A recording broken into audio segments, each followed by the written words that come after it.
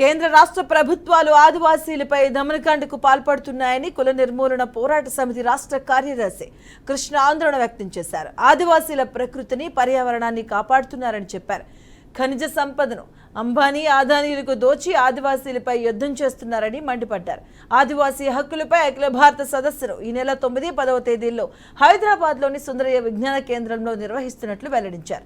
ఇక ఈ సదస్సులో వివిధ రాజకీయ పార్టీల నాయకులు, కవులు, కళాకారులు, డాక్టర్లు పాల్గొంటారని, ఈ కార్యక్రమాన్ని జయప్రదం చేయాలని పిలుపునిచ్చారు.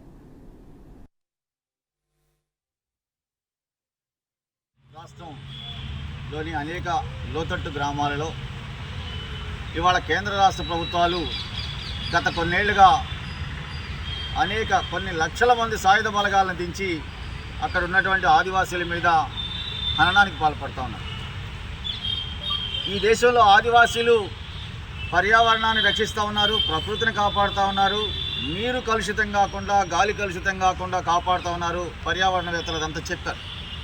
కానీ నరేంద్ర మోడీ తన మిత్రుడైనటువంటి అంబానీ, అదానీలకు ఆ రాష్ట్రంలో ఉన్నటువంటి ఆదివాసీల కాళ్ల కింద ఉన్నటువంటి ఖనిజ నిక్షేపాలను అప్పనంగా అప్పగించడం కోసం ఆదివాసీల మీద కగార్ పేరుతో ఒక యుద్ధాన్ని ప్రకటించారు.